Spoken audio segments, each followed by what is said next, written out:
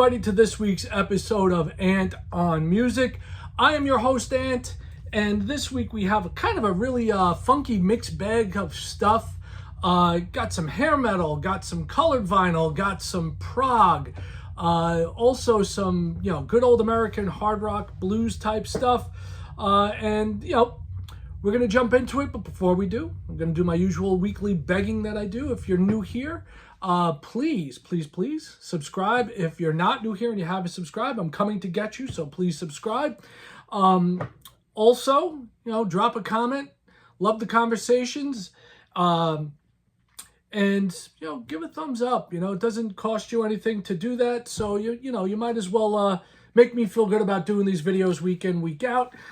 Dropped a bunch of videos all at once over the past couple of weeks, and this week was kind of gearing up for this and gearing up for it, and just got busy with life and things like that. So finally getting this one done, putting it out for all of you, hopefully to enjoy. So what do we got up first? First up, one of my favorite hair metal bands, and they're still hanging around. This release that they have coming out, it is a limited edition blue marble vinyl. It is another installment of the LA Guns live album series. They seem to put these out like one or two a year, it seems, at this point. Obviously, it's a great way for the band to cash in on their legacy. This one is called LA Guns, The Hollywood Years, Live and Loaded. And this is from all the way back in 89 and 88. So you've got LA Guns, prime LA Guns, with, Tracy, Phil, Steve, Kelly, and Mick, the original LA Gunners. Really not, because they had other people in the band prior to this, but this was the band that really struck it big. So what do you get on this one? All right. Well, it's a great live album. Now, there is a CD and DVD out of this as well, which actually has an expanded track listing. So if you want to check that out and see what it was like to see LA Guns live and in concert back in the day, I would definitely pick up the CD DVD, which I'm sure I'll probably eventually get around to. I'm waiting for the day that I see they have the show out from L'Amour's that I actually introduced them at back in my radio days. I would think that'd be too friggin' cool. So on this album, you get classic LA Guns tracks, No Mercy, Hollywood Tease, Shoot for Thrills, One Way Ticket, Sex Action, Bitches Back, Electric Gypsy, which is just outstanding, One More Reason, Ballad of Jane, and Never Enough. So great tracks from the first two albums.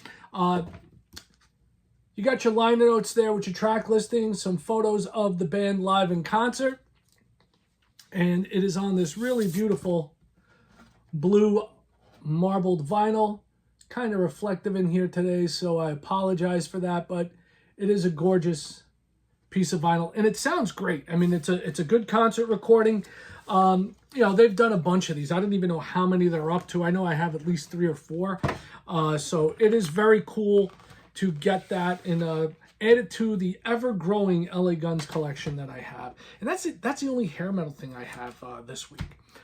Now we're going to go across the seas here. We're going to go across the seas. We're going to go over to Oslo, Norway, and check out rather well-known band in Europe, not so much known here in the States. Talking about Gazpacho.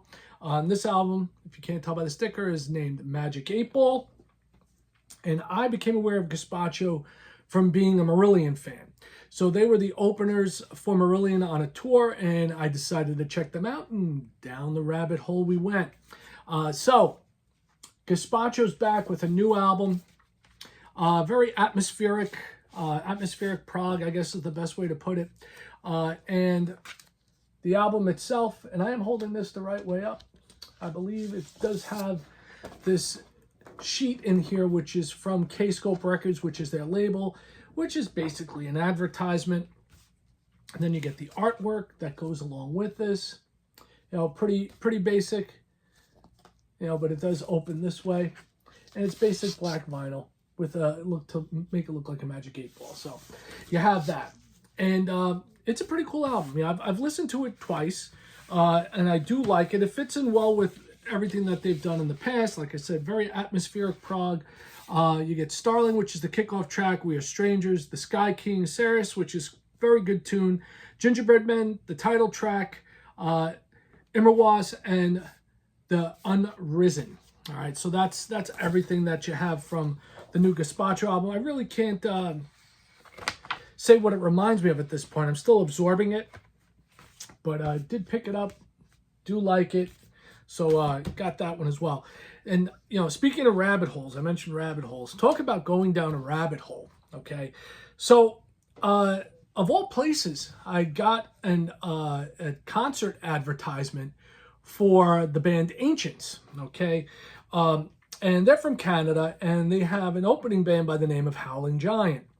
And when I was listening to this advertisement, I was like, "God, this sounds pretty cool." So I went and listened to Ancients, and then I did a listen to Howling Giant. And I was like, "Oh, how have I never heard of these guys before?" Well, they're relatively new. They've only been around like less than a decade, and they're a young band.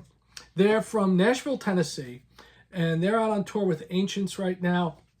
And this is their latest album. Just came out a couple of weeks ago. So I went out and picked this up. And like I said, I've gone down the rabbit hole with them. And I'm really quite amazed at them. They have like fantastic like group vocals, very strong musicianship. I would say like akin to most prog metal that's out there. Dream Theater-esque in a way, and it's on, they're calling this olive green. I'll call it booger green because that's what it is to me. And to me, the big standout track on this album, which is the one that really hooked me in, is called Beholder 1, The Downfall. Excellent track. It kicks off with a song called Canyons, which is also really good. Hunter's Mark, Arshan, Lesser Gods. Then you've got Archivist, Scepter and Scythe, Melkor's Bones, The Observatory, and Beholder 2, The Labyrinth. And something about this cover reminds me of like old school Fates Warning, almost like Night on Brocken. And does have an insert as well with your liner notes and lyrics. And they just recently became a band of four. They were a trio. And while they were in the midst of recording this, they added Adrian Lee Zambrano on guitars and synths. And it was late in the writing process that they added him. But from what I've heard, I listened to a couple of the old albums online. He does add nice taste to the band, and it is pretty cool. So they are definitely worth checking out. And the original three members all sing on the album. I don't know if the new member is going to be singing as well, but the vocals are really, really top notch. And if you've never heard of them, like I've never heard of them up until the past couple of weeks, definitely check these guys out. Definitely worth a listen. And they're on Magnetic Eye Records, a small record label, and not exactly the easiest stuff to find. Continuing along the prog avenue that we're on. As you can tell, big fan of Riverside, big fan of Morris Duda, the main architect to Riverside, as well as his side projects, namely Lunatic Soul, which is the next album I'm going to show you. Lunatic Soul's new album is called The World Under Unsun, and according to what I've read, this is the 8th and final album in the Lunatic Soul saga. I've been following it, for over a decade, I guess, at this point. And when I read interviews with Duda, I saw that he'd said that this album actually fits in right after Fractured. Okay, and it's a long album. It's almost 90 minutes long. It's a double album, gatefold sleeve, very nice pressing on it. Let's grab the records out here so I can show you the back. It has the title tracks and all the tracks on there, and also the gatefold, which much better looking this way than I was without it. So it's a very, very, once again, along the lines of atmospheric, lots of new age type stuff in there. No guitars. That's been the one thing about Lunatic Soul. No guitars on this album. And, it fits in after Fractured. And if you look at, Fractured back there and you look at the album cover here, from my little research I did into this, the album cover is based on the Japanese art of kintsugi, if I'm saying that correctly, which I'm probably not. And that is the art of reattaching damaged pieces of artwork with the use of gold or silver lacquer. So it's putting things together. So you had Fractured, and this kind of follows as the album after Fracture, even though it's released like 3 albums later. So you keep that in mind when you're listening to it. And you've got this fold-out insert in here, which has all your lyrics in there. And if you're unfamiliar with Lunatic Soul, definitely check them out. And if you're unfamiliar with Riverside, by all means, everyone I've told to check them out has come back to me like, oh my God, these guys are amazing. And like I said, this is a long album. All right, so you have a title track on there. Then you've got Loop of Fate, Good Memories Don't Want to Die, Monsters, The Prophecy, which is very cool.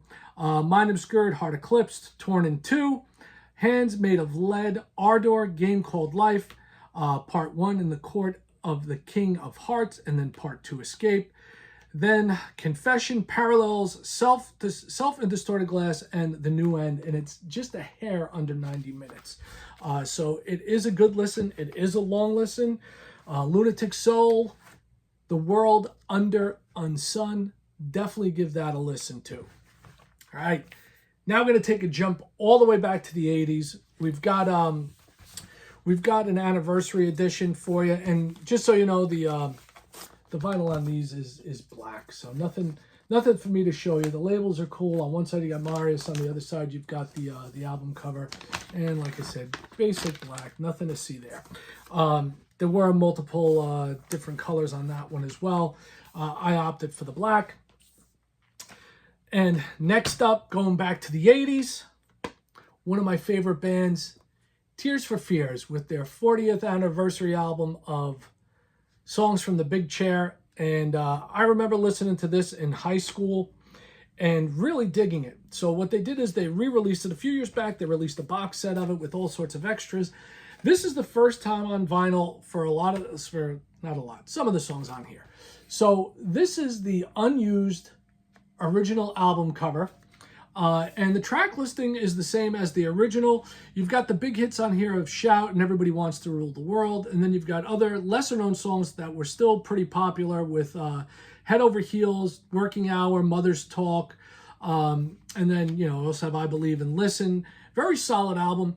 Sides 3 and 4 comprised of alternative tracks and different mixes. And what you got on here is you get Shout, an alternative mix, the Working Hour, just the piano version, which is really nice.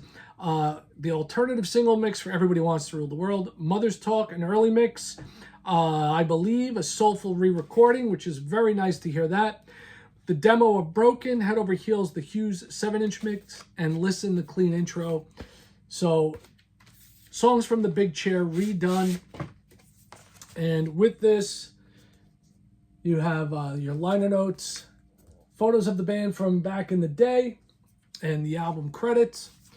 And also, this was kind of cool. They replicated the original sleeve there with the fan club information and things like that, which is very cool, and all the support they received. And this is on a very cool transparent red album, both of them. So, I was on the fence about getting it. Then I saw they had the demos and they had the alternative mixes. And I was like, I didn't pick up the box set years ago. So I was like, you know what? This one's I got to get, because I do love their stuff. I've said it before. I saw them live for the first time a few years back on the Tipping Point tour and was blown away. Absolutely blown away. They are just amazing live. I don't think a lot of the new wave bands get the credit for live performance that some of them deserve, Tears for Fears being one of them. All right, so what do we got next? Next, we have What You Came Here For, all right? That is the big deluxe edition of the Black Crowes Amorica, okay? And they were kind enough to give it to us in this black paper bag. Why? Well, everybody knows the cover was a bit controversial, okay? And this is the cover. Now, I got to tell you something about what I heard about the cover. Don't know if it's true, but what I did hear was that this is not a lovely young lady, but this is rather Steve Gorman from the band who posed for this this photo. Don't know if it's true. Don't know if it's one of those internet things that you just just get floated around and ends up becoming gospel. But this is a great box set. It's the third one that the Crowes have released, along with their first two albums, Shake Your Moneymaker and Southern Harmony Musical Companion. And what you get here is not only do you get the original album spread across two pieces of vinyl, you also get reworking of Tallest. Now, the Tall sessions were some of the stuff on Tall ended up becoming part of Amorica. Some of it did not. Some of it was used elsewhere, and then you also get the Marie Laveau sessions, and then live at AIR Studios in London. And we'll take a look at everything here. And there's also a box of goodies, which is always nice when you get goodies. So here we go once again. Controversial cover, back with the tracks on the back, and your lyrics and liner notes within, okay? And then as far as the albums go, they're both the same. They're basic black. They're in these crummy paper sleeves, which will most likely be replaced. Actually, are they lined? Yeah, I believe they're lined. Yeah, they're lined. So we're good. We're good. At least it's the rice paper lining, which, if you're an idiot collector like I am, you want something to protect that the paper kind of scratches the vinyl over time, or so they say. And at this time, the band was Chris and Rich Robinson, obviously, Mark Ford on the second guitar, Steve Gorman on drums, Johnny Colt on bass, and Eddie Harsh on keys. So very classic lineup of the Crowes.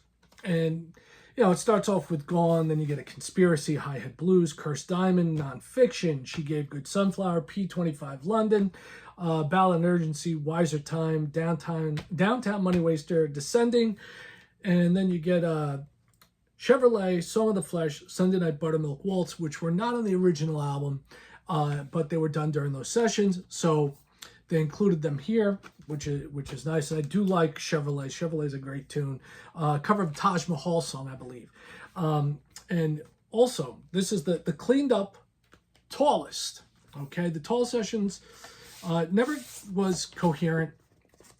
And George Tricoulius, one of the Crowes' main contributors on as far as production goes, him and Chris Robinson really worked on this along with, can't remember who the producer or the engineer was, but they basically made this more of a coherent album, and it is very neat. You get Lowdown, Tied Up and Swallowed, Evil Eye, Dirty Hair Halo, Feathers, Thunderstorm, Title Song, Bitter Bitter You, and Paris Song. So you get all that here. Very cool looking take on Amorica there with the peace symbol and the American flag. So that's very cool. And now you also get the Marie Laveau sessions, okay? And this is neat. You get a whole bunch of stuff on here as well. You get Exit, Fear Years, On That Hollow Night, Girl from the Pawn Shop, Bewildered, Nonfiction, the acoustic version, and The Thorns Progress. So very, very cool to have this in there as well. Sounds excellent. All right. Now you get to the goodies. What do we got in the black folder? Well, let's take a look. If you're able to freeze the beginning of the video and see me hold up the hype sticker, you would know. But this is what they included: a Black Crowes Amorica bumper sticker, Amorica bust. And then we get this live at AIR Studios, or AIR Studios in London, October 25th, 1994. This is a 10-inch, okay? And with this, I always think these are cool. You get Wiser Time and Hi-Hat Blues on the B side, and on the A side, a Conspiracy and P25 Lowdown. So You get those 4 tracks recorded at live at Air Studios, and very different versions there. You also get this Amorica or Bust magazine, which has someone dressed up as a bishop or the Pope and a pig as a pig. And you get a little insight into the recording process and where the band was at this time. It's like an old school fanzine, very neat. Once again, if you didn't have enough of the famous Amorica cover, they included it as a 2-sided slip mat. You don't often see 2-sided slip mats, but you get the symbol from the album along with the cover. 2-sided slip mat. I'm sure at some point it'll end up on my turntable. And the last bit of goodness that you get in here is this silver foil poster of the band, which is going to be probably really hard to see, very reflective. I guess if I ever have to make a baked potato, I'm short of Reynolds wrap, I can use this as well. So very, very shiny. Try and hold it around a little bit so you can get an idea. You know, from looking at the camera, it's very reflective, almost prism-like. So you get that as well. And that is everything that I have to show you for this week. So please, drop a comment. Tell me what you like, what you don't like. Somebody asked if I picked up the Mammoth album. I still haven't picked up the Mammoth album. I keep saying I'm going to get it, and I still haven't. I've listened to it online. I dig it, but I gotta buy it. You know, I gotta support Wolfie. He's doing some great stuff. But you know, hopefully we'll have something new for you next week, and then after that, it's one of the holiest days of holy days. No, not Christmas. No, not Easter. It's not Ramadan. It is not it's not Yom Kippur. No, it is the second high holy day on the record collector's calendar. And of course, I'm talking about Record Store Black Friday. Check your lists. Support your local independent record stores, as I'm going to do. And you know, get some good stuff. A lot of good stuff coming out for Record Store Black Friday 2025. So I obviously will be telling you all about what I found when I get back from Record Store Black Friday, but I'm hoping to drop another episode in between now and then. Once again, as always, please subscribe. Until next time, peace, one love, music, and I'm out.